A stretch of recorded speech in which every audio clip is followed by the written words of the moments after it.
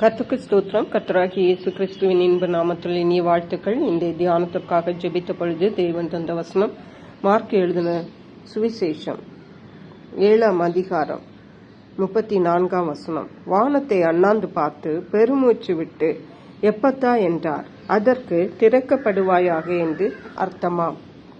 நம்முடைய கர்த்தராகிய இயேசு கிறிஸ்து நம்முடைய நோய்களை எல்லாம் சுகமாக்கும் வல்லமையுள்ள தேவன். எந்த நோயானாலும் இயேசு கிறிஸ்துவாலே குணமாக்க முடியும். இந்த ஆழமான விசுவாசம் தேவனுடைய பிள்ளைகளாகிய நாம் ஒவ்வொருவரிடத்திலும் காணப்பட வேண்டும். நாம் விசுவாசத்தோடு தேவனை நோக்கி கூப்பிடும் பொழுது நிச்சயமாகவே தேவன் அற்புதங்களை நமக்கு செய்ய வல்லமையுள்ளவராயிருக்கிறார்.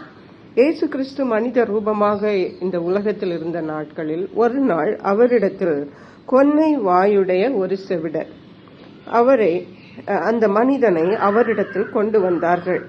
அப்பொழுது அவர் தமது கையை அவன் மேல் வைக்கும்படி வேண்டிக் கொண்டார்கள்.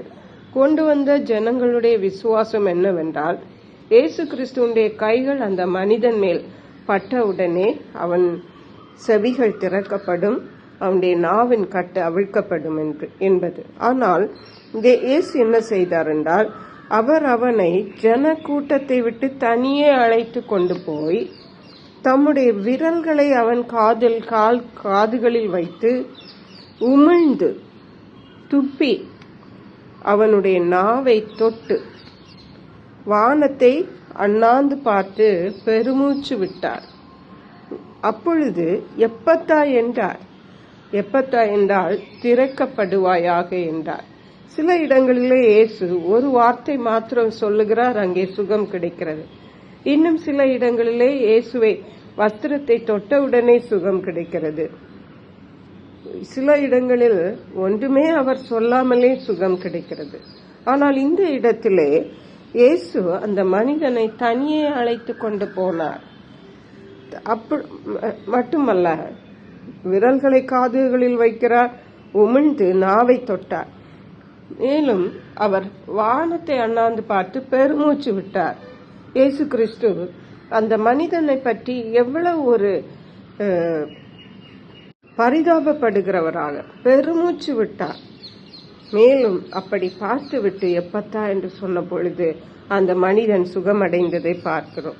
அருமையான கர்த்தருடைய பிள்ளைகளை, இன்றைக்கு நம்முடைய நோய்களை பற்றி பரிதாபப்பட ஒருவரும் இல்லையே என்று நாம் நினைக்கலாம். டாக்டர் இடத்தில் போனாலும் சுகம் கிடைக்கவில்லை, மருந்து மாத்திரைகள் என்றே எடுத்து கொண்டிருக்கிறோமே என்று நாம் நினைக்கலாம். இயேசு கிறிஸ்துவிடத்தில் விசுவாசத்தோடு வருவோம் என்றால் நிச்சயமாகவே இயேசு கிறிஸ்து நம்முடைய வியாதிகளை சுகமாக்குவார்.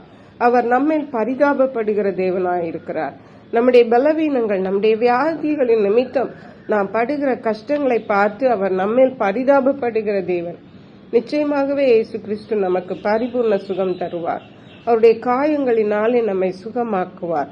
அவருடைய வல்லமை நம்மை குணமாக்கும். ஆகவே கலங்காதிருங்கள். இயேசு கிறிஸ்துவிடத்தில் விசுவாசத்தோடு ஜெபியுங்கள். தெய்வீக சுகங்களை பெற்று அனுபவியுங்கள். கர்த்தர் தாம் இந்த வார்த்தைகளை ஆசீர்வதிப்பாராக. ஜெபிப்போம். எங்களை கிருபையா நேசித்து பாதுகாத்து வழி நடத்துகிற அன்பின் தகப்பனே, ஆசீர்வதிக்கப்பட்ட இந்த நல்ல நாளுக்காக நன்றி. இந்த நாளிலும் இயேசு எங்கள் வியாதிகளை சுகமாக்குகிறீர் என்றும், எங்களுக்காக நீ பரிதாபப்படுகிற தேவன் என்றும் எங்களோடு பேசி இருக்கீங்க. அதற்காக நன்றி. நன்றி பரிசுத்த ஆவியானவரே. துதிகன மகிமை உமக்கே செலுத்துகிறோம். இயேசு கிறிஸ்துவின் இன்ப நாமத்தில் ஜெபிக்கிறோம்.